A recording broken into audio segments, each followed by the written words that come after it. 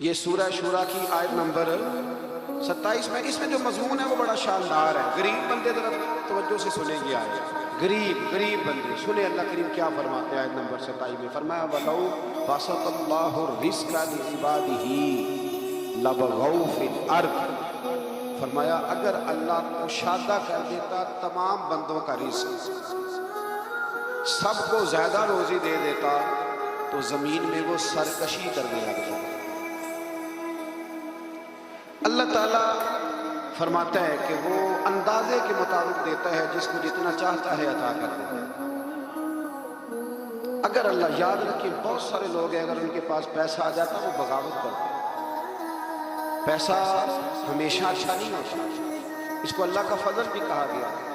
تو آپ اس بات پہ راضی رہے، جتنے پیسے ہمارے لیے اچھے تھے اللہ نے اتنے ہمیں دے دیے، اور جو ہمارے لیے ٹھیک نہیں تھے وہ رب نے ہمیں نہیں دے، یہ یاد رکھنا۔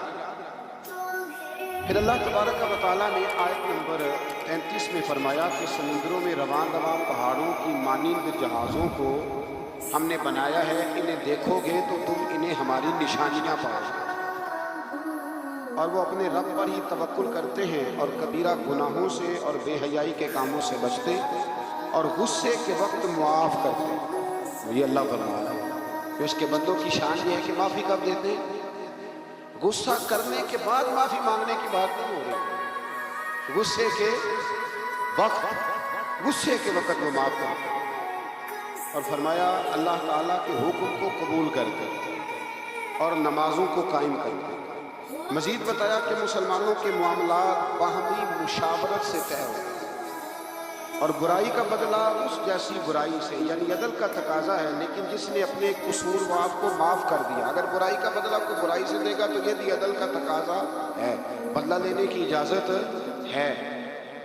کسی نے آپ کو برا کہا تو آپ نے برا کہہ دیا، اجازت ہے، لیکن فرمایا اگر معاف کرو گے تو پھر تمہارا اجر اللہ کے ذمہ ہے۔ حضرت ابوبکر صدیق بیٹھے تھے تو ایک شخص آپ کو برا بھلا کہہ رہا تھا، آپ خاموشی سے بیٹھے رہے، اس نے بڑا ہی کہا تو ایک جملہ حضرت ابوبکر صدیق نے بھی کہہ دیا۔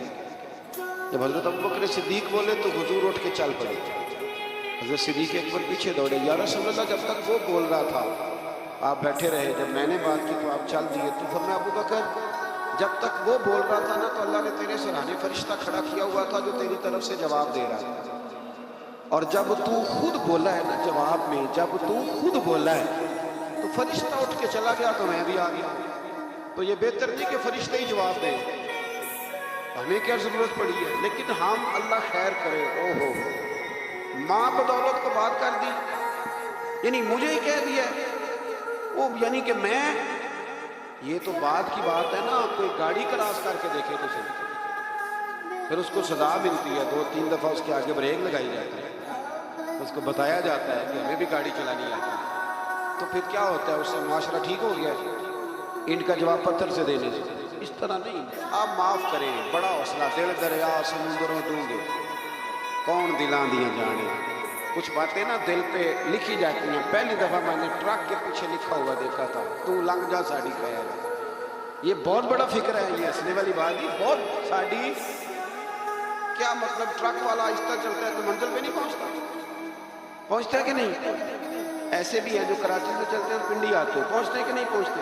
لیکن تو لنگ جا اور ساڑی خیر، تو جانا کم دیکھ لیں۔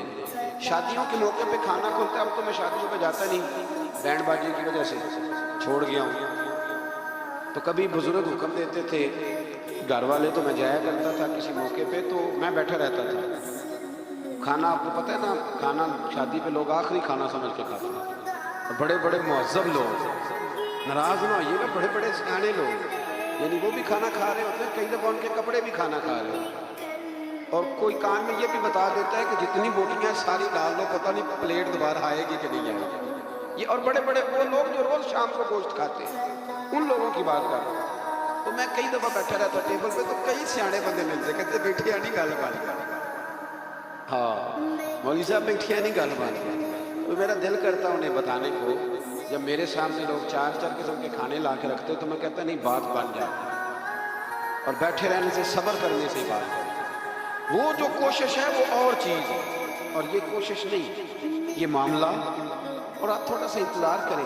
میرے ابا جی ایک بات کہا کرتے تھے, کہتے تھے بیٹے جب میں کسی کی بیٹی کی شادی میں جاتا ہوں تو میری کوشش ہوتی ہے میں کھانا نہ کھاؤں, دیکھ لوں لوگ روٹی کھا لیں نا تو پھر. اور بڑی بات مجھے نقش رہ جاتی ہے اپنے بزرگوں کی, وہ فرمایا کرتے تھے کہ بیٹی کی شادی میں پلیٹ کم پڑ جائے نا تو بچی جب تک زندہ رہتی ہے اسے تانے ملتے ہیں, لوگ معافی نہیں دیتے. تو فرمایا کرتے تھے کہ کوشش کرو کسی کی بیٹی کی شادی میں جاؤ تو کھانا نہ, کوشش کرو اینڈ پہ کھاؤ, بارات والے چلے جائیں فارغ ہو جائیں پھر کھانا کھاؤ. مطلب روٹی تو بندہ روز ہی کھاتا ہے اور عزت تو روز ہی نہ ملتی. یہ سیانے لوگوں کی باتیں تھیں. کوشش کیجئے گا اس پہ عمل ہو جائے, کوشش کیجئے گا اس پر عمل ہو. وہ نا ساری زندگی کی باپ کی کمائی بیٹی کی بارات پہ لگی ہوئی ہے, ساری زندگی. اور اگر کبھی بیٹی کی ماں کو اور باپ کو دیکھو تو وہ پنڈال میں پاگلوں کی طرح پھر رہے ہوتے, یا اللہ روٹی نہ کم پڑے روٹی. اور بڑی مصیبت بنی ہوتی ہے. وہ پل صراط کا ٹائم ہوتا ہے, اگر میں کہہ دوں تو غلط نہ ہوگا, وہ پل صراط کا ٹائم ہوگا. میں نے شادیاں کر کے دیکھی ہیں بچیوں کی, مجھے اندازہ ہے یہ کتنا کٹھن مرحلہ ہے, لیکن ہم تو 2 منٹ کو پلیٹ بجا کے واپس آ جاتے ہیں. ہمیں کیا پتا کہ کسی کا کس طرح سے وہ ماحول خراب ہوتا ہے. اللہ سمجھنے کی توفیق عطا کرے. اچھا جی, پھر آگے سورہ زخرف شروع ہو رہی ہے. اس کے اندر اللہ تبارک و تعالیٰ نے آیت نمبر 11 میں نزول بارش کے ذریعے مردہ زمین کو زندگی دینے سے حیات بعد الموت کا اس بات کیا گیا. یعنی اگر زمین بنجر ہوتی ہے تو اس پہ آپ ہل چلا لیں, بیج ڈال دیں, پانی ڈال دیں تو وہ زندہ ہو جاتی ہے. تو اللہ بھی مرنے کے بعد لوگوں کو زندہ فرما لے. پھر آیت نمبر 12 سے 14 میں تمام چیزوں کے جوڑے بنانے, کشتیوں اور چوپایوں پر سوار ہونے اور سواری کے وقت یہ دعا پڑھنے کا بیان ہے, سبحان الذی سخر ھذا وما كنا له مقرنین وانا الی ربنا لمنقلبون. پاک ہے وہ ذات جس نے اس سواری کو ہماری قدرت میں کرا اور ہم خود اس پر قادر ہونے والے نہیں ہیں, اور بے شک ہم اپنے رب ہی کی طرف لوٹنے والے ہیں. آیت نمبر 31 میں کفار مکہ کا یہ مطالبہ بیان ہوا ہے کہ وہ کہا کرتے تھے کہ یہ قرآن 2 بستیوں یعنی مکہ اور طائف کے کسی بڑے آدمی پہ کیوں نازل نہیں ہوا. تو کسی امیر آدمی پہ نازل ہو جاتا ہے, یہ نبی پاک صلی اللہ علیہ وسلم پہ نازل ہو گیا. حضور تو بظاہر غریب ہیں تو وہ یہ مطالبہ کرتے ہیں. ابھی بھی لوگ کہتے ہیں کہ یہ مولویوں کی ٹیم تو غریبوں کی جماعت ہے. یہ مطلب دیکھیں نا, یہ لوگ انقلاب برپا کریں گے. اور بہت سارے لوگ ملکی حالات پر مولوی صاحب کا بات کرنا پسند نہیں کرتے. یعنی وہ سمجھتے ہیں کہ یہ قومی سطح کی بات ہے تو مسجد کا مولوی بات کرے. حالانکہ قرآن و سنت میں جو اللہ نے نظام مصطفیٰ صلی اللہ علیہ وسلم کے طور طریقے بتلائے ہیں وہ سب سے بہترین تدبیر ہے, اور تدبیر کا ترجمہ سیاست ہے. تو مکے والوں کا یہ اعتراض تھا کہ اللہ تعالیٰ کسی مالدار آدمی کو معاذ اللہ نازل کرتا. وہ اکثر کہتے تھے کہ ولید بن مغیرہ پر یا ابو مسعود ثقفی پر نازل ہو جاتا معاذ اللہ. تو رب کیا فرماتا ہے؟ اللہ نے فرمایا کہ آپ کے رب کی رحمت کو یہ تقسیم کرتے ہیں, یعنی یہ فیصلہ تو اللہ تعالیٰ نے کرنا ہے کہ منصب نبوت کس کو عطا کیا جائے. ہم نے ان کی دنیاوی زندگی میں ان کی معیشت کے وسائل کو تقسیم کیا ہے, اور ہم نے معاشی اعتبار سے بعض کو بعض پر کئی درجے فضیلت دی ہے تاکہ وہ ایک دوسرے سے خدمت لیں, خدمت لیں. لیکن نا غریب کسی اور رنگ میں خدمت کر دیتا ہے تو امیر کسی. یہ تو اللہ تعالیٰ نے درجات بنائے ہیں تھوڑے بہت تاکہ انسان کا انسان سے تعلق قائم رہے. اور آپ کے رب کی رحمت اس مال سے بہت بہتر ہے جس کو یہ جمع کر رہے ہیں. دنیا کی زندگی کی بے بکاتی کو بیان کرتے ہوئے فرمایا اگر لوگوں کے کفر میں مبتلا ہونے کا اندیشہ نہ ہوتا تو ہم ان کے لیے گھروں کی چھتیں, سیڑھیاں, دروازے اور مسندیں چاندی کی بنا دیں. لیکن لوگوں کو اتنا زیادہ مال دے دیا جائے تو ڈر ہے کفر میں مبتلا ہو جائے. یاد رکھیں سونے کی بھی بنا دیتے, یہ سب دنیا کا سامان زیست ہے, اور آپ کے رب کے پاس آخرت کی نعمتیں صرف متقین کے لیے. مزید فرمایا جو رحمان کی یاد سے غافل ہو کر اندھا ہو جاتا ہے اس پر ہم شیطان مسلط کر دیتے ہیں تو وہی اس کا ساتھی ہوتا ہے۔ جب آپ اللہ کی یاد سے نکل آتے ہیں تو پھر شیطان کے قبضے میں آ جاتے ہیں، پھر وہ جیسے چاہتا ہے۔ لوگ کہتے ہیں جی بات ٹھیک ہے، مجھے نہیں سمجھ آتی، تو اللہ کی انہیں سزا ملی بھی ہوتی ہے، اس لیے کسی بات کی انہیں سمجھ ہے۔ آیت نمبر 67 سے بتایا کہ دنیا میں جو منکرین کی ایک دوسرے کی دوستی کا دم بھرتے ہیں نا، یہ منکرین قیامت ایک دوسرے کی دوستی کا، وہ ایک دوسرے کے دشمن بن جائیں گے۔ قیامت کے دن ایک دوسرے کے دشمن بن جائیں گے، یعنی ایک دوسرے کے خلاف سلطانی گواہ بنیں گے۔ وہ کہے گا اس نے مجھے گمراہ کیا، اور یہ کہے گا۔ لیکن جو متقی ہوں گے، الْأَخِلَّاءُ يَوْمَئِذٍ بَعْضُهُمْ لِبَعْضٍ عَدُوٌّ إِلَّا الْمُتَّقِينَ۔ اللہ اس آیت مبارکہ میں فرماتے ہیں وہ دشمنی کریں گے، گہرے دوست قیامت میں دشمن بن جائیں گے، لیکن جو متقی ہوں گے نا، ان کی دوستیاں قیامت کے دن بھی قائم رہیں گی۔ جن لوگوں کے ساتھ آپ کا دینی رشتہ ہے نا، دینی، وہ قیامت میں بھی قائم رہے گا۔ اور مزہ آتا ہے کچھ باتیں جب ایسی ہم دیکھتے ہیں۔ نبی پاک نے نا سیدھے ہاتھ میں حضرت ابو بکر کا ہاتھ پکڑا اور دوسرے ہاتھ میں حضرت عمر کا، تو نبی پاک صلی اللہ علیہ وسلم مسجد نبی کے سین میں آئے تو ایک صحابی کہنے لگا سبحان اللہ، کیا بات ہے؟ حضور نے فرمایا خوش ہوئے ہو؟ عرض کی یا رسول اللہ ہاں۔ فرمایا میں جب قیامت میں جنت میں جاؤں گا تب بھی اسی طرح ہی جاؤں گا۔ تو یہ دوستیاں قیامت میں بھی قائم ہیں۔ جس کی داتا صاحب سے دوستی ہے، جس کی خواجہ اجمیر سے دوستی ہے، جس کی بابا فرید سے دوستی، جس کی حضرت نظام الدین سے دوستی، اور جس کی غوث پاک جیلانی سے دوستی، وہ قیامت میں بھی قائم رہے۔ وہ یہ دوستیاں قیامت میں بھی قائم ہیں۔ تو ایک حدیث اور نہ سناؤں آپ کو؟ نبی کریم صلی اللہ تعالی علیہ وسلم کی متعدد روایات ہیں، ایک روایت بڑی عجیب ملتی ہے۔ قیامت کے دن نا، قیامت کے دن حضور نے فرمایا ایک بندہ جنت میں جا رہا ہوگا، ایک نیک بندہ، ایک عالم، تو ایک بندہ آگے سے دوڑ کے آ جائے گا، السلام علیکم۔ یہ مشکات کی حدیث اور بڑی مضبوط روایت ہے اس کا۔ بزرگ کہیں گے وعلیکم السلام، حضرت صاحب پہچانتے ہو؟ اب اس بندے کے لیے حکم دوزخ کا تھا، پہنچ گیا یہ جنتی کے پاس۔ بھلا کیسے پہنچا؟ مجھے لگتا ہے اللہ نے خود ہی پہنچایا۔ بھئی سڑک علیحدہ علیحدہ ہے جنت اور جہنم کی، لیکن یہ جنتی کے پاس کیسے پہنچ گئے؟ بتائیں نا، میری طلب بھی تو تیرے کرم کا صدقہ ہے۔ یہ پاؤں اٹھتے نہیں بلکہ یہ اٹھائے۔ ملاقات کرا دی اس کو، کہا حضرت صاحب پہچانتے ہو؟ کا بیٹا نہیں۔ ہاں، یہ مسئلہ بھی بڑا ضروری ہے۔ ضروری نہیں کہ کسی پیر کے زیادہ مرید ہے تو وہ سب کو پہچانے، نسبت ہونا ضروری ہے، تعلق ہونا۔ وہ بزرگ کہیں گے نہیں میں نہیں پہچانتا، کہیں گے آپ ایک دفعہ آئے تھے تو میں نے وضو کرایا تھا، اور ایک روایت کے لفظ میں نے پانی پلایا تھا۔ او مالک کتنا کریم ہے، اور بزرگوں کی نسبت کتنی شاندار ہے۔ وہ عالم واپس پلٹ جائیں گے، عرض کریں گے یا اللہ مہربانی فرما، اس نے پانی پلایا تھا، اللہ وضو کرایا تھا، میری اجرت میری محنت سے زیادہ کیوں ہے؟ میرے محسن تیرے احسان سے ڈر لگتا ہے۔ کہا وہ اللہ کی بارگاہ میں عرض کریں گے مالک مہربانی فرما، تو فرمایا فقط ایک اللہ والے کو پانی پلانے یا وضو کرانے کی برکت سے اللہ اس گناہگار کو بھی جنت عطا فرما دے، اللہ جنت دے دے گا اس کو۔ تو سمجھ لیں کہ متقین کی دوستیاں قیامت میں بھی، دوستیاں تو لوگوں کی ہوتی ہیں نا، آپ کو پتہ ہے نا، اب تو فلیکس سستی ہو گئی ہے، سارے MLA کے ساتھ فوٹو لگوا سکتے ہیں۔ دوستیاں تو ہوتی ہیں نا، اور سیلفی بھی عام ہو گئی ہے، کھینچ کھینچ کے جناب سیلفیاں لوگوں نے لگائی ہوئی ہیں، فلانے وزیر کے ساتھ، تو فلانے مشیر کے ساتھ، تو فلانے کے ساتھ۔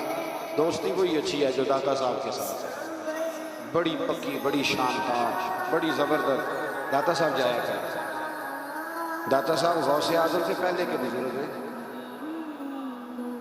غوث پاک سے پہلے کے بزرگ ہیں، اور خواجہ اجمیر خاندان چشت دنیا میں پھیلا ہے، پر خواجہ اجمیر کہا کرتے تھے کہ میں نے یہاں سے بڑا کچھ پایا، گنج بخشے فیض عالم، مظہر نور خدا، ناکسارا پیر کامل، اور کامل آرا یہ تو خزانہ ہے، اور کوئی ناقص ہو تو یہ ان کا پیر ہے، تو کوئی کامل بھی ہو تو یہ ان کو بھی رہنمائی کرے۔ وقت نکال کے جایا کرے، ہمارے اصل میں قریب ہے نا، اس لیے ذرا مشکل ہے، قریب والی چیز کو ماننا بڑا مشکل ہوتا ہے۔ مثال دی تھی نا تھوڑے دن پہلے کہ چراغ کے بالکل نیچے میرے سنگی جانتے ہیں میں ٹائم نکال کے داتا صاحب جاتا ہوں اللہ کے فضل سے، اللہ کے فضل سے۔ کئی دفعہ داتا صاحب جاتا ہوں تو پہچاننے والے مل جاتے ہیں، کہتے کوئی پروگرام سی؟ میں نے کہا ہاں داتا صاحب حاضری کا پروگرام تھا، ضروری ہے کہ پروگرام پہ ہی آئے آپ، تو اس لیے جایا کریں لیکن ادب کے ساتھ جائیں۔ وہ قبر کو چومنا یا جو ہے وہ معاذ اللہ تعالیٰ زیادہ جھکنا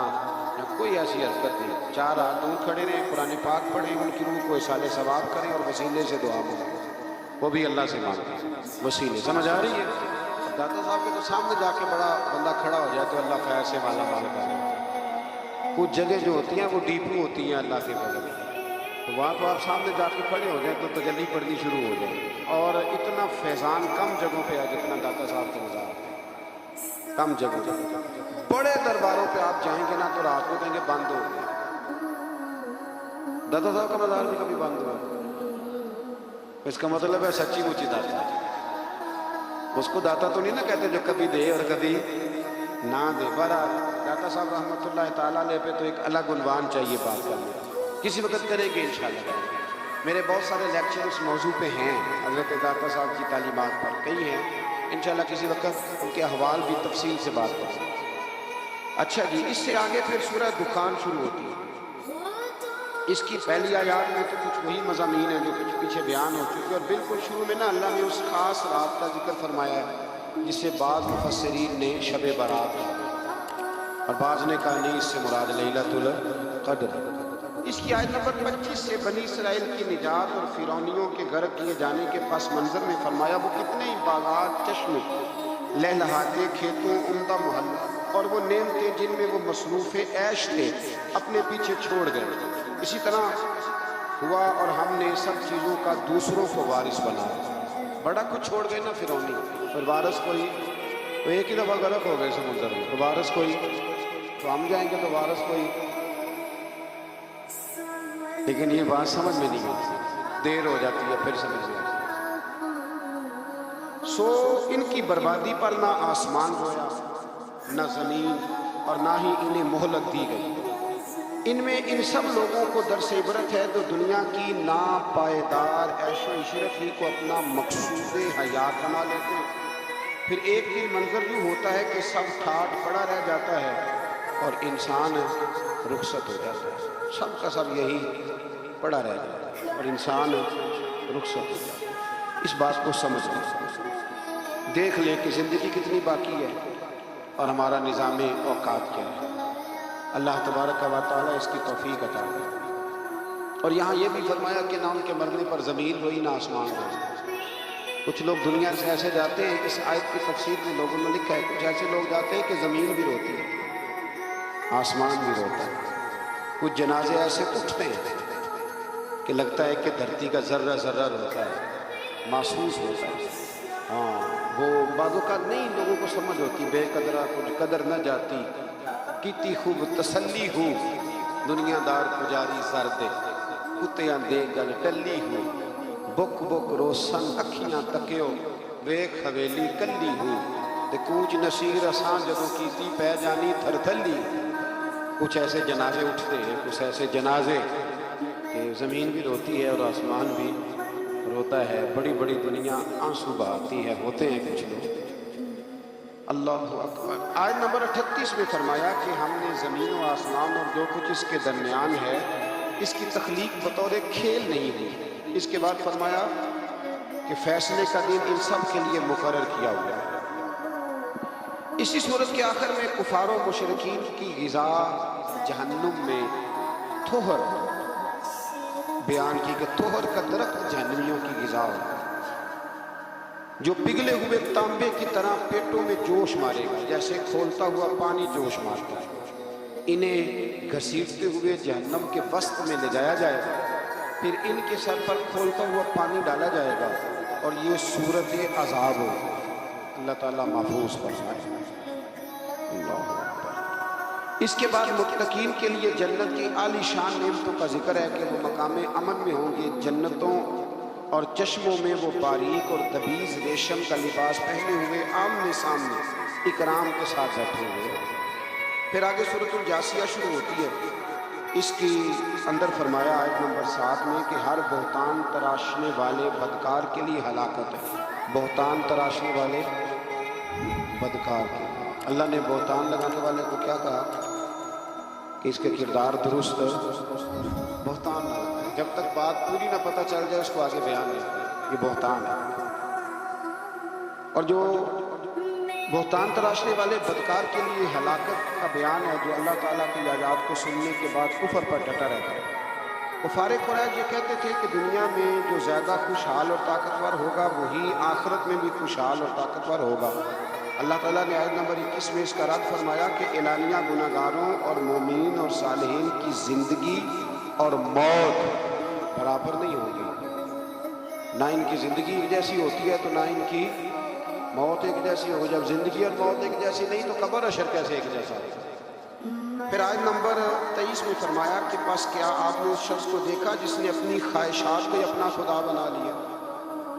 اس نے اپنی خواہشات کو اپنا معبود بنا لیا، جو دل میں آتا ہے نفس میں آتا ہے اس کے پیچھے چل پڑتا ہے، خواہشات کو اس نے خدا بنا لیا، اور اللہ نے اس کو علم کے باوجود گمراہ کر دیا اور اس کے کان اور اس کے دل پر مہر لگا دی ہے، اس کی آنکھوں پہ پردہ ڈال دیا ہے۔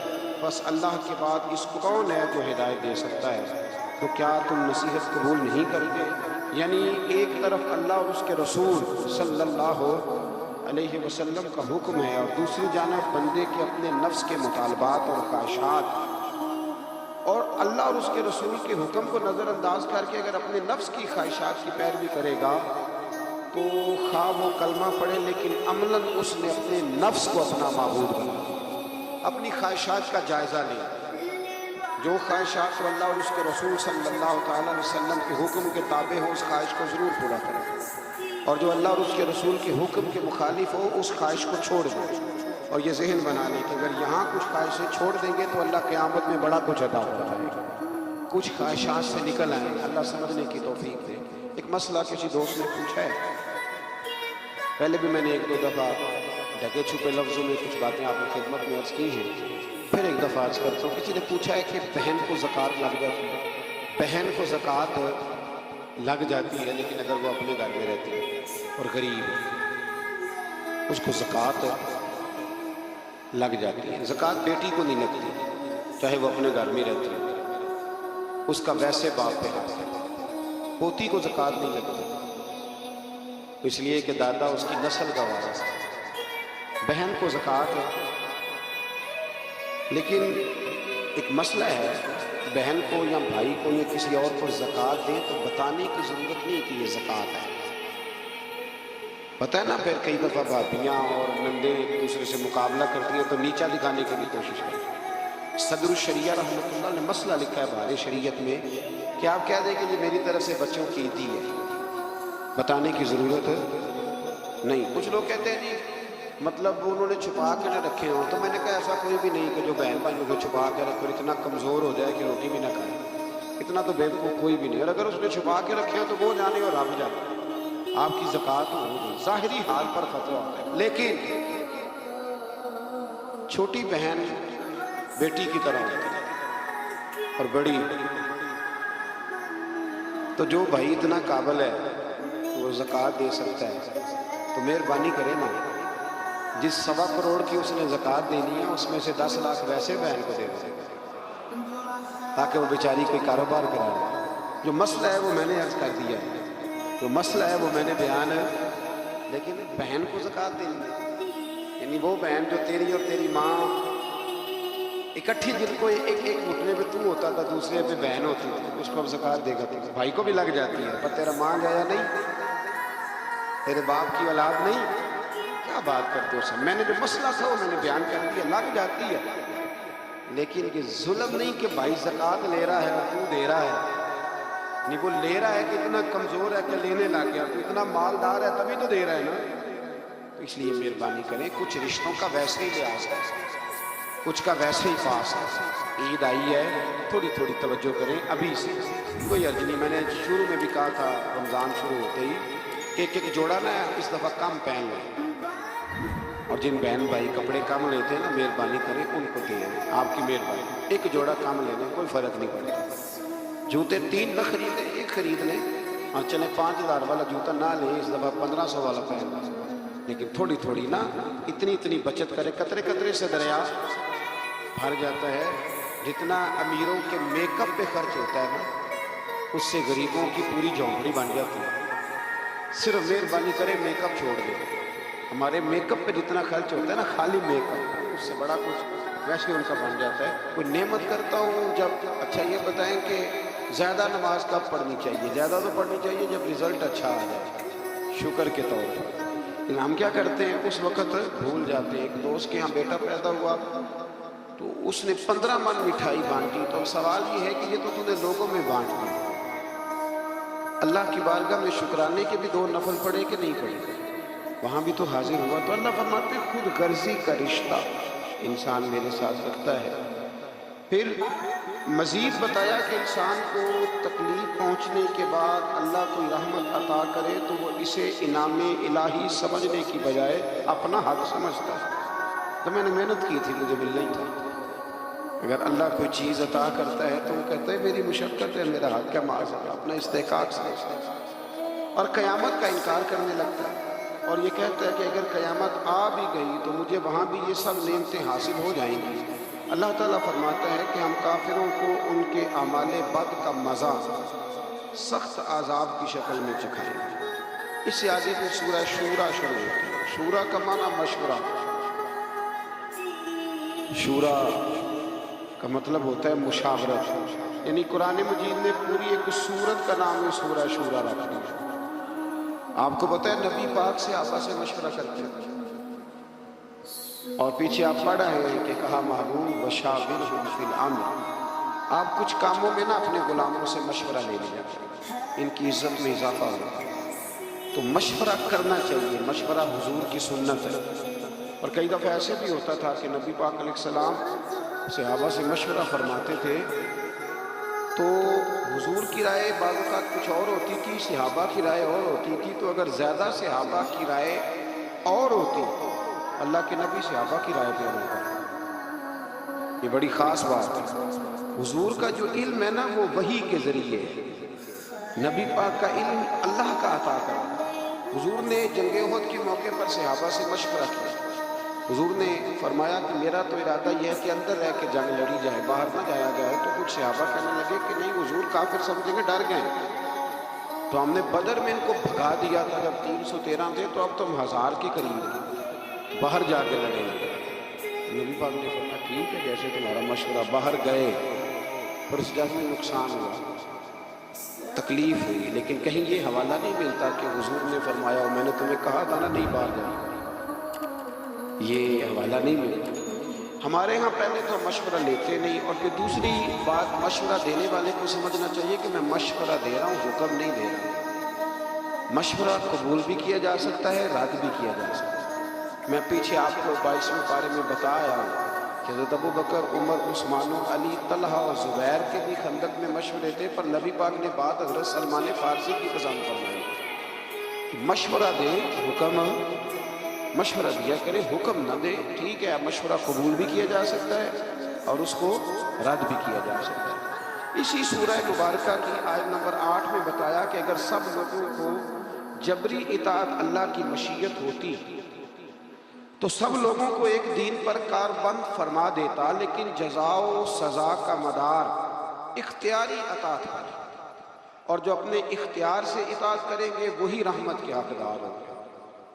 فرمایا میں چاہتا تو تمہیں مجبوراً کلمے پڑھا دیتا، مجبور کر دیتا نماز پڑھنے پر، میں نے تمہیں عقل اور شعور دیا ہے، مرضی سے اطاعت کرو گے تو میں تمہارے اوپر رحمتوں کا نزول فرماؤں گا۔ اور ایک بات سمجھ لیں آپ، یہ بات سمجھ لیں آپ کہ مذہب اسی کا ہے کہ انسان اپنی مرضی سے نیکی کرے۔ کہ لوگ کہتے ہیں نا جی مجھے مطلب کوئی گردن سے پکڑ کے نیکی کرائے، تو وہ نیکی تو نہ ہوگی، وہ تو آپ اونٹ کی ناک میں بھی نکیل ڈال دے تو وہ بھی پیچھے چلنے لگ جاتا ہے۔ پھر انسان کا اور جانور کا فرق کیا رہا؟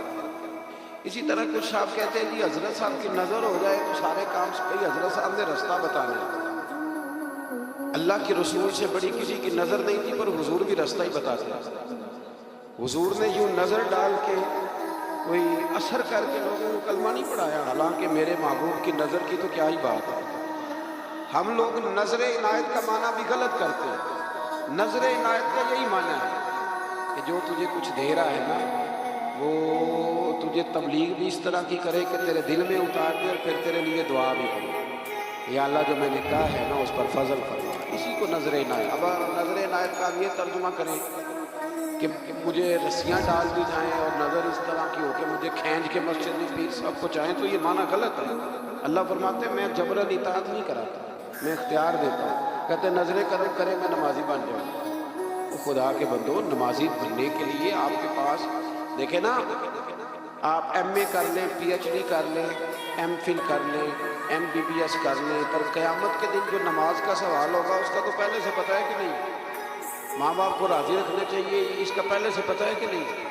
اس کے لیے کسی شخص کا پروفیسر، لیکچرار، عالم، فاضل، انجینئر ہونا ضروری؟ تو اللہ جبراً اطاعت نہیں کراتا، عقل دیتا ہے، عقل کے مطابق چلے۔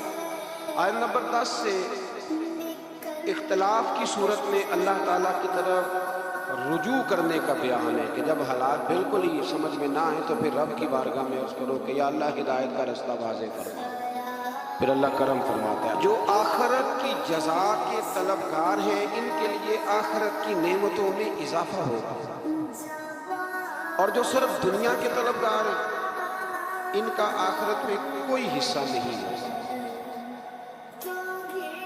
ایک بندہ سویرے دکان پہ جاتا ہے تو اس لیے سے جاتا ہے کہ میں نے کھول کے مال کمایا، اس نے دنیا کمائی، اس کا آخرت میں کوئی حصہ نہیں۔ لیکن ایک بندے نے سویرے دکان کھولی کہ میں رزق حلال کماؤں، میں لوگوں کے سامنے ہاتھ پھیلانے سے بچوں گا، اور پھر جو کماؤں گا نا اس میں میں اللہ کے غریب بندوں کی مدد بھی کروں گا۔ تو اب اس دکان کھولنے میں آخرت کا حصہ بھی شامل ہے۔ ہم نے بہت ساری نیتیں، بہت سارے ارادے صرف دنیا داری کے کیے، دنیا داری۔ میں مذہبی ماحول کا آدمی ہوں تو مجھے محافل پہ جانے کا موقع ملتا ہے، بڑے بڑے شاندار بورڈ لگواتے ہیں لوگ، ان میں تصویریں لگاتے ہیں، تو محفلیں کرانے والے بھی کئی نمازی نہیں۔ میں کئی دفعہ پوچھتا ہوں کہ یار یہ اس کو کیا سمجھتے ہو، مثلا اتنے بڑے خطیب کی تم نے تقریر کرا لی ہے اور تم نماز تک نہیں پڑھتے، یہ کوئی رسم تھوڑی ہے۔ اور ایک دو سے تو میں نے اتنا پوچھ لیا کہ بتاؤ ثواب کی بھی نیت ہے کہ نہیں، کہ یا اللہ ہمیں اس کا تو ثواب، یہ بھی نیت ہے کہ نہیں؟ آپ حیران ہوں گے کہ کچھ کی صرف اتنی نیت ہوتی ہے کہ چلو بورڈ پہ فوٹو آنی چاہیے کیونکہ الیکشن ہے، نہیں تو محفل ہی کرا لیتے، فوٹو تو آئے گی۔ تو اس سے ارادہ چونکہ دنیا کا کیا تو ملے گی بھی صرف، یاد رکھیں ملے گی بھی صرف۔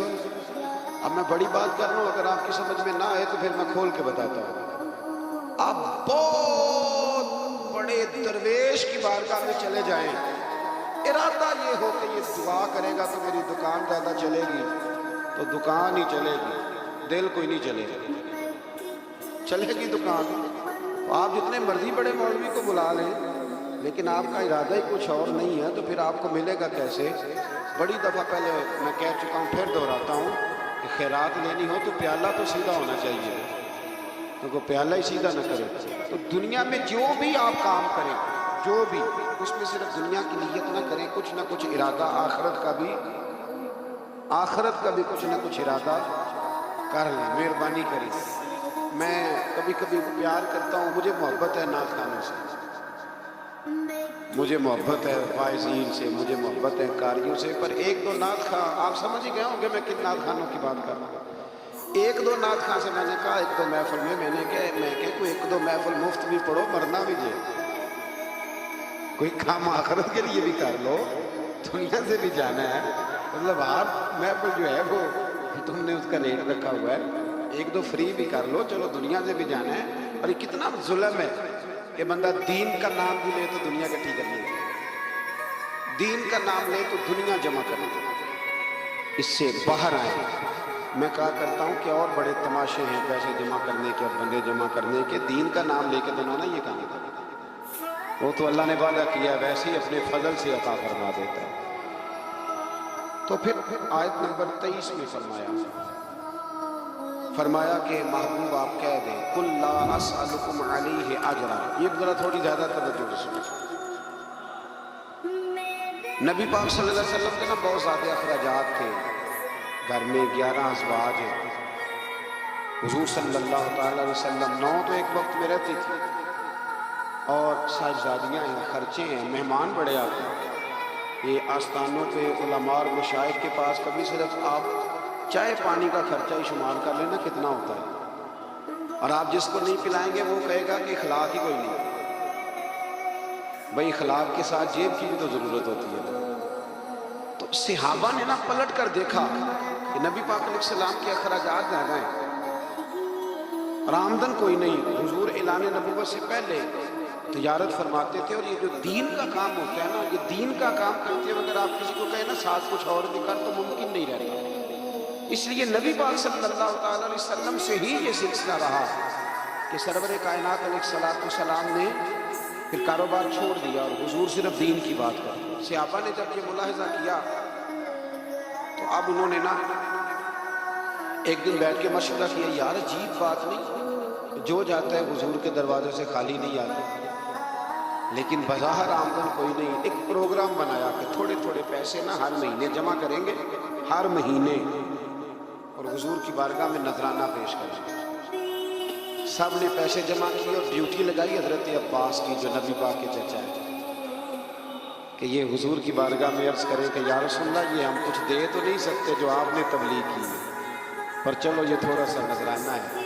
حضرت عباس لے کے گئے، حضور کی بارگاہ میں پیش کیا۔ محبوب نے کیا فرمانا تھا، رب نے قرآن نازل فرما دیا۔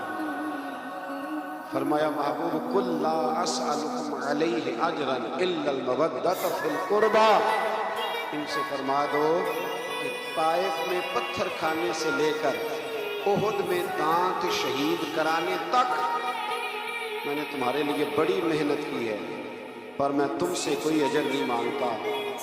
ہاں اگر کچھ دینا ہی ہے نا تو میرے قریبیوں سے پیار کرتے رہنا، میری فاطمہ سے پیار کرنا، میرے علی سے پیار کرنا، عائشہ ختیجہ حفصہ اور سودا سے پیار کرنا، حسن سے پیار کرنا، حسین سے پیار کرنا، ان سے پیار کرنا۔ اور پھر صحابہ نے محبت کر کے دکھائی، انہوں نے پھر اس آیت پر عمل کر کے دکھایا۔ جب صحابہ میں وظیفے بانٹ رہے تھے نا حضرت عمر کے زمانے میں، تو سب کو 25-25 ہزار دینار ملے۔ حضرت عمر کے صاحبزادے عبداللہ ابن عمر بدر میں بھی شریک تھے، احد میں بھی شریک تھے، خندق میں بھی شریک، انہیں 25 ہزار ملا۔ حسن حسین کی باری آئی تو عمر نے 50-50 ہزار دینار ملا۔ حضرت عمر کے بیٹے نے گھر جا کے اماں سے شکایت کی کہ اماں میں تو نبی پاک کے زمانے میں جہاد کرتا تھا تو حسن اور حسین تو بچے تھے، آج وظیفے دینے کی باری آئی ہے تو ابا نے ان کو زیادہ دیا، مجھے کم دیا، تو میری تو ضرورت نہیں، تو آپ بات کریں۔ تو اماں نے بھی بڑے طریقے سے لے کے حضرت عمر سے بات کی، کیونکہ ڈائریکٹ تو شیر کے قریب جاتے ہی کوئی نہیں نا، آپ کو پتا، بڑے طریقے سے نا دائیں بائیں ہو کے بڑے سلیقے سے کہا۔ بچہ یہ بات کہہ رہا تھا تو حضرت عمر کہنے لگے چل پتر کے پاس چلتے، جا کے بیٹے کو کھڑا کر کے بتایا، کہنے لگے پتر اٹھ ذرا، کیا کہا تو نے حسن حسین کو زیادہ کیوں دیا؟ فرمایا بتا تیری نانی کا نام بھی ختیجہ ہے، بتا تیری اماں کا نام بھی فاطمہ ہے، تیرے باپ کا نام علی ہے، کیا تیرے نانا کا نام بھی محمد مصطفیٰ ہے؟ فرمایا پتر میں نے باقیوں کو خدمت دیکھ کے دیا ہے، حسن اور حسین کو نسبت دیکھ کے دیا ہے۔ دین میں محبت اہل بیت کا بڑا ہی درجہ ہے۔ میں نے رمضان کے پہلے جمعے میں کہا تھا، وہ ہمارے ہاں نا بڑی مشکل ہے، کوئی ادھر سے نکل آتی ہے آواز، کوئی ادھر سے نکل آتی ہے۔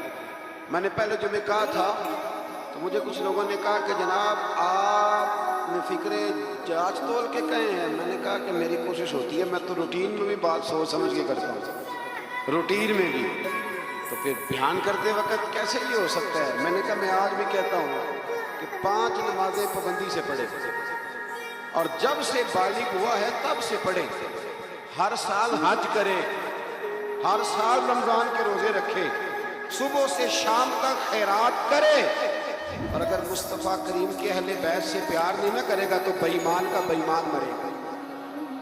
ہاں یہ پکی بات، کوئی گنجائش نہیں، کوئی دو رائے نہیں، اس لیے کہ رسول اللہ کے گھر والوں کی محبت ایمان ہے۔ او بھائی میں آپ کو کیا بتاؤں، گھر والوں کی محبت یہ ایمان ہے۔ میں اپنے ایک بزرگوں کو نا چلیں بات آتی ہے تو کر دیتا ہوں، تو میں عید دینے گیا، ہوتے ہیں نا ہمارے رسم ہوتی ہے استاذوں کو مشائخ کو نذرانہ، ہم نے کیا عید دینی، ابھی میں گیا ایک گھر میں تو میں اپنے بیٹے کو ساتھ لے گیا، بڑے مجھے وہ کہنے لگے کہ عید بیٹے کو کیسے لائے ہو؟ میں کہ حضرت صاحب انہوں دسنا ہے بھی ایتھے ہوندیاں رہنا ہے، تو اپنی نسلوں کو بتاتے ہیں کہ ہمارا محسن کون ہے، نسلوں کو بتاتے ہیں۔ یہ یاد رکھیں کہ یہ کیا بات ہوئی کہ آپ کہیں کہ ٹھیک ہے جی یہ بھی ٹھیک ہے تو وہ بھی ٹھیک ہے. نہیں، ٹھیک یہی ہے کہ جس کا رسول اللہ کی اولاد سے پیار ہے اس کا ایمان مضبوط ہے. یہی سبق حضرت ابوبکر صدیق نے پڑھایا ہے، یہی سیدنا فاروق اعظم کا درس ہے. ایسے ہی عثمان غنی اتنے بڑے مالدار ہو کے رسول اللہ کے اہل بیت کے گھر میں جھاڑو دیا کرتے تھے، حضور کے سین میں جھاڑو دیتے تھے عثمان غنی. یہ ہمیں صحابہ نے سکھایا ہے کہ رسول اللہ کی اہل بیت کا پیار. اور یہ جو نذرانہ ہے نا، نذرانہ، اس کو بھی لوگ بہت بڑا جرم سمجھتے ہیں، بڑا جرم. اور میں نے کل دیکھا جی آپ حضرت صاحب کو نذرانہ دے رہے تھے، تو صحابہ اگر نبی پاک کو نذرانہ دیں اور حضور قبول کر لیں تو کہتے ہیں کامل پیر وہ ہوتا ہے جو روٹی بھی نہ کھائے گا، کپڑے بھی نہ پہنے. سید ابوالبرکات شاہ صاحب تھے لاہور میں، ان کے پاس گجرات کے یا کسی شہر کے کچھ لوگ گئے، کہنے لگے سب کوئی عالم دین دے جمعہ پڑھانا کے لیے. تو حضرت صاحب نے فرمایا کس طرح کا ہو؟ کہنے لگے اگر اچھا پڑھا لکھا ہو تو کیا ہی بات ہے، مسئلہ بھی بتائے تو کیا ہی بات ہے، اور اگر ممبر پہ بیٹھے سونا لگے تو پھر تو اور ہی کیا ہی بات ہے. تو حضرت صاحب اگر قرآن مجید بھی وہی سنائے نا تراویحوں نے تو پھر اس پہ بھی سونے کا سوال ہے. فرمانے لگے چلو بندوبست کر لیتے ہیں، دو گے کیا؟ مانا خدمت کیا کرو گے؟ تو کہنے لگے جی خدمت تو ہم نہیں کر سکتے، غریب لوگ ہیں. تو حضرت صاحب فرمانے لگے پھر میں تمہیں ایک عالم کا پتہ بتاتا ہوں، سونا بھی بڑا ہے، قرآن بھی بڑا اسے آتا ہے، باتیں ساری، اور کھاتا پیتا بھی کچھ نہیں. اب وہ کون؟ کہنے لگے جبریل امین کو لے جاؤ، روٹی تو نہ کھائے گا، بس وہ فرشتہ ہے کھاتا پیتا، اس کو لے جاؤ. عجیب فلسفہ ہے نا جی. اور خدا کے من تو صحیح بخاری کی حدیث ہے، صحیح بخاری. نبی پاک نے حضرت عمر کو کچھ دیا تو اس کی حضور مجھے ضرورت نہیں، تو نبی پاک نے فرمایا جو بن مانگے مل جائے گا وہ اللہ کی طرف سے ہوتا ہے، اسے رکھ لے. جب آپ کسی عالم کو، کسی صوفی کو، کسی کو دیتے ہیں تو اس کو سمجھ لیں. میں کوئی ماحول نہیں بنا رہا اللہ کے فضل سے، میں کوئی ماحول، یہ باتیں کرتے ہوئے ڈر بھی بڑا لگتا ہے نا، لوگ جدھر مرضی بات کو لے جاتے ہیں. میں کوئی ماحول نہیں بنا رہا، اور اللہ کے فضل سے وہ جو میرے پیر بھائی ہیں نا، یہ جو ہوتے ہیں نا مرید اور شاگرد، ان کا درجہ اولاد کا ہوتا ہے. تو بچے سے تو بندہ حکمن بھی لے سکتا ہے، لیکن الحمدللہ تعالیٰ میرے پیر بھائی آپ کو ایسی کوئی بات نہیں کبھی بتائی، اللہ کے فضل سے نہیں بتائی. اس نے یہ مزاج نہیں دیا، اس نے یہ طبیعت نہیں دی، اس نے یہ رنگ نہیں دیا، یہ ذوق نہیں ہے ہمارا، ہمیں سکھایا نہیں گیا. تو ایسی کوئی بات نہیں، کوئی ماحول بنانا نہ سمجھے، اس کو کوئی بندہ ماحول بنانا نہ سمجھے. لیکن جو بات درست ہے وہ درست ہے. علماء کی، مشائخ کی، بزرگوں کی، جہاں جہاں آپ ہیں آپ وہاں ان کی خدمت کرنے کی کوشش کریں. اللہ کے بندے کو اللہ کا بندہ سمجھ کے جب خدمت کرتے ہیں تو اللہ راضی ہوتا ہے، اللہ اس سے راضی ہوتا ہے. اللہ توفیق عطا فرمائے. ایک بار مدینے میں ہو جائے میرا جانا، ایک بار مدینے میں ہو جائے میرا جانا، پھر اور نہ کچھ مانگے سرکار کا دیوانہ. ایک بار مدینے میں ہو جائے میرا جانا، پل پل میرا دل تڑپے، دن رات کرے جاری، پل پل میرا دل تڑپے، دن رات کرے جاری. کب مدینے میں، کب آئے میری باری، کب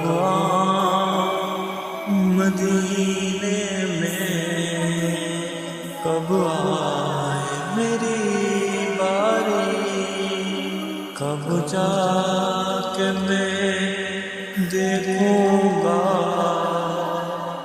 دربار سہانا. ایک بار مدینے میں ہو جائے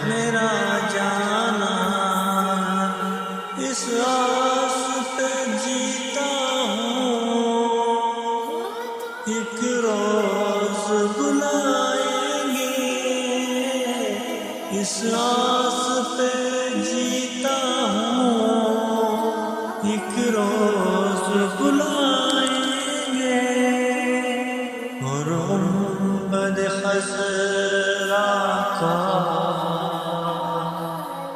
दीदार कराएंगे और गुंबद खज़रा का दीदार कराएंगे। फिर पेश करूँगा मैं अश्कों से भरा नजराना, एक बार मदीने में हो जाए मेरा जाना। अपने मिजाजों में वो कुशादगी भी पैदा करो। हो सकता है कुछ लोग ऐसा भी काम करें जो बज़ाहिर तबीयत के मुताबिक ना हो, पर कहना हम उस रसूल के मानने वाले हैं जो हमेशा दिलों का सहारा बना करते, जो ठंडक पहुंचाया करते। अजीज भाई, एक और बात भी आपसे अर्ज करनी है। जो गुस्सा होता है ना इंसान की तबीयत में, ये गुस्सा ना आना भी एक बीमारी है, गुस्सा आना भी चाहिए। वग़्लुज़ अलैहिम, दीन के दुश्मनों पर बंदे को गज़बनाक होना चाहिए। महबूब भी गुस्सा करते हैं। हजरत आयशा सिद्दीक़ा रज़ी अल्लाह ताला अन्हा फरमाती है, अगर कोई दीन की हदें तोड़ता था ना शरीयत के तो हुज़ूर गुस्सा करते नहीं। कुछ लोग कहते हैं फलाने को गुस्सा आता ही नहीं, तो मैंने कहा ये भी बीमारी है, इसका भी इलाज होना चाहिए। अगर कहीं शरीयत की नाफरमानी हो रही है, इसे गुस्सा नहीं आता, तो ये भी काबिल इलाज बीमारी है, इसका भी इलाज होना चाहिए। आपको गुस्सा, आला हज़रत फरमाते हैं दुश्मन अहमद पे शिद्दत कीजिए, वो मुल्हिदों से क्या मुरब्बत कीजिए। शिरक ठहरे जिसमें ताज़ीम हबीब, उस बुरे मजहब पे लानत कीजिए। आपको कभी कभी दीन के मामले के अंदर गुस्सा भी आना चाहिए। जिस हदीस में ये लफ्ज मौजूद है ना, अल्लाह की रजा के लिए मोहब्बत करो, उसमें यह भी है कि रब की रजा के लिए बुग़्ज़ भी रखो। गुस्सा भी आना चाहिए। लेकिन हमारा मसला ये है, हमें दीन के दुश्मन पर गुस्सा नहीं आता, वहां तो इंसानियत जागती है। हमें गुस्सा आता है जाती दुश्मनों पर। और हुजूर का इखलाक ये है कि जाती दुश्मन पर गुस्सा करना ही नहीं। जो जात का दुश्मन है उस पर नाराजगी कतन नहीं करनी। वो जात का, हजरत आयशा सिद्दीक़ा रज़ी अल्लाह ताला अन्हा ने हद बयान कर दी, ये लफ्ज बयान करके एक इतना बड़ा इखलाक का दायरा खींच दिया हमारे गिर्द कि हमें अपनी जिंदगी में इस उसूल को कभी नहीं तोड़ना। सैयदा आयशा सिद्दीक़ा रज़ी अल्लाह ताला अन्हा इरशाद फरमाती है, नबी करीम सल्लल्लाहु ताला अलैहि वसल्लम ने कभी अपनी जात के लिए किसी से इंतकाम नहीं लिया, कभी नहीं लिया। मुस्लिम शरीफ में मौजूद है। और दोस्तों, कभी नहीं लिया अपनी जात के लिए इंतकाम। मिलाद मनाने के लिए तशरीफ लाने वालों, हुजूर की महफिल मिलाद में हाजिर होने वालों, कितने ज्यादा झगड़े हैं इस वक्त जो फकत हमारी जातियात के झगड़े। सिर्फ हम अपनी जात का बुत बनाए, माज़अल्लाह लोगों से दूर हो गए।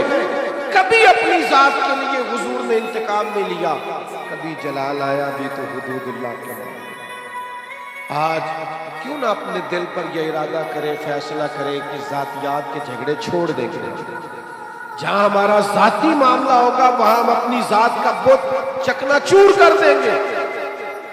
और फिर इंसान को गुस्सा आता ही है ना अपने मातहतों पर। लोग गुस्सा करते नहीं मुलाजिमीन पर, और बाद ऐसे नादान हैं जो खवातीन पर भी गुस्सा करते हैं। लेकिन मेरे महबूब करीम अलैहिस्सलाम की ये आदत सही कुतुब, सही अहादीस में हुजूर का ये इखलाक मौजूद है। महबूब ने अपने दस्ते मुबारक से न कभी किसी गुलाम को मारा, न कभी किसी औरत पर हाथ उठाया। रसूलुल्लाह सल्लल्लाहु ताला अलैहि वसल्लम ने ये हद बंदी बयान की कि आपको अपनी जात के लिए कभी किसी से इंतकाम नहीं लेना। ये सोच कभी बनाकर तो देखो, ये कायदा कानून अपनी जिंदगी में इसका निफाज तो करे। हर जगह जाती झगड़े, जात के मामलात हमने खड़े किए हुए हैं। ये कितना मशहूर वाकया है ताइफ का। لوگوں نے پتھر مارے، اور جب باقاعدہ فرشتے نے آ کے کہا یا رسول اللہ حکم کریں تو میں ان کو پیس کے نہ رکھ دوں، حضور نے کیا فرمایا؟ فرمایا یہ نہیں مانتے تو امید ہے ان کی نسلیں کلمہ پڑھ جائیں، ان کی پشتوں میں سے اللہ ایسے لوگ پیدا کرے گا جو شرک سے بچیں گے، اللہ کی توحید کا اعلان کرے۔ لہٰذا ہمیں ان کے بارے میں کوئی سخت انداز اختیار کرنا نہیں ہے۔ میرے دوستو، ایک اور بھی مسئلہ بن گیا ہمارے، میں بات سمیٹنے کی طرف آ رہا ہوں، اور آپ کا ذوق شوق دیکھ کے میری طبیعت بھی بڑھ رہی ہے کہ باتیں کچھ اور کروں آپ کے ساتھ۔ تھوڑا وہ کسی نے کہا تھا نا انکار کری اج ساتھی موسم بڑا سہانا، مستی داج نی برسا دے پیاس کا نہیں ٹھکانا۔ تو کچھ میرا دل کر رہا ہے کہ کچھ درد دل کھول کے آپ کے سامنے رکھوں، جو چیزیں معاشرے میں محسوس کرتا ہوں ان احساسات میں سے کچھ باتیں آج آپ کے ساتھ کروں۔ ایک اور طبیعت ہماری بڑی ہو گئی ہے، لان تان کرنے کی، برا بھلا کہنے، سخت سست جملے کہنے۔ ہم یقین کریں مذہبی سٹیج سے آج کل مذہبی سٹیج سے لفظ بیان کیے جا رہے ہوتے ہیں معاذ اللہ، اور اس طرح کی گفتگو کی جا رہی ہوتی ہے بازاری زبان میں کہ جو اس سٹیج کو زیب نہیں دیتی۔ اتنے اعزاز والی جگہ پر بیٹھ کر آپ اتنی کمزور بات کر رہے ہیں، کچی بات کر رہے ہیں، اور ایسا جملہ بول رہے ہیں جو جملہ ہی بازاری ہے۔ وہ جی فلانے نے کہا ہے تو میں اس کے جواب میں کہہ رہا ہوں، آپ اس کی سطح پہ اتر آئیں گے۔ وَإِذَا خَاطَبَهُمُ الْجَاهِلُونَ قَالُوا سَلَامًا۔ جاہلوں سے تو کبھی انسان کی گفتگو ہو تو انہیں سلام کیا جاتا ہے، ان کی سطح پر اتر کر بات نہیں کی جاتی، یہ طریقہ ہی درست نہیں ہے۔ میرے عزیز، حضرت انس بن مالک رضی اللہ تعالیٰ عنہ ارشاد فرماتے ہیں، جب ایک مقام پہ کہا گیا نا حضور علیہ السلام کو، صحابہ فرماتے ایک مقام پہ کہا گیا یا رسول اللہ آپ دعا کر دیں یہ تباہ ہو جائے۔ حضور فرمانے لگے مجھے لعنت کرنے والا بنا کے نہیں بھیجا گیا، مجھے تو رحمت للعالمین بنا کر بھیجا گیا۔ تو جو بنا کر بھیجا گیا ہے، جو حضرت عیسیٰ علیہ السلام کو ایک شخص برا بھلا کہہ رہا تھا، آپ دعائیں دے رہے تھے۔ ایک صاحب نے کہا حضور وہ برا بھلا کہہ رہا آپ دعائیں دے رہے، فرمانے لگے اس کے اندر جو ہے وہ باہر نکل رہا ہے اور میرے اندر جو ہے وہ باہر نکل رہا ہے۔ تو اب یہاں جس چیز کا سٹاک ہے وہی نکلے گا، اب کچھ لوگوں کے اندر جو بھرا ہوا وہی باہر آئے گا۔ حضرت انس بن مالک کا یہ فرمان اللہ کرے امت یاد کرے۔ حضرت انس بن مالک ارشاد فرماتے ہیں نہ تو نبی پاک فحش گو تھے، کوئی ایسی بات نہ کرتے جو خلاف ادب ہوتی، نہ لعنت کرنے والے تھے، نہ آپ کا کلام اس طرح کا ہوتا تھا جس طرح کا عرب میں بد کلامی سے گفتگو کی جاتی تھی۔ فرماتے اگر کبھی حضور کو بڑا جلال بھی آتا تو اتنے لفظ فرماتے تھے اس کی پیشانی خاک آلود ہو۔ اس سے زیادہ کبھی میرے نبی کریم نے کوئی بات ارشاد ناک خاک آلود ہو، پیشانی خاک آلود ہو، اس سے بڑھ کر کبھی کوئی جلال کا جملہ حضور کی زبان سے نہیں نکلا۔ آپ کی خدمت میں عرض کروں گا، آپ کا لہجہ اتنا میٹھا ہو، اتنا باوقار ہو، لفظ اتنے جچے تلے اور حسین ہو کہ آپ کو نعرہ لگا کے نہ کہنا پڑے غلام ہے رسول کے غلام ہے، بلکہ آپ کے لہجے سے اندازہ ہو کہ یہ کوئی عام نہیں ہے، یہ رسول اللہ کا غلام ہے۔ اس کا انداز بتاتا ہے نبی پاک کا غلام، اس کے لفظ اور جملوں کی تاثیر بتاتی ہے یہ رسول اللہ صلی اللہ علیہ وسلم کا غلام ہے۔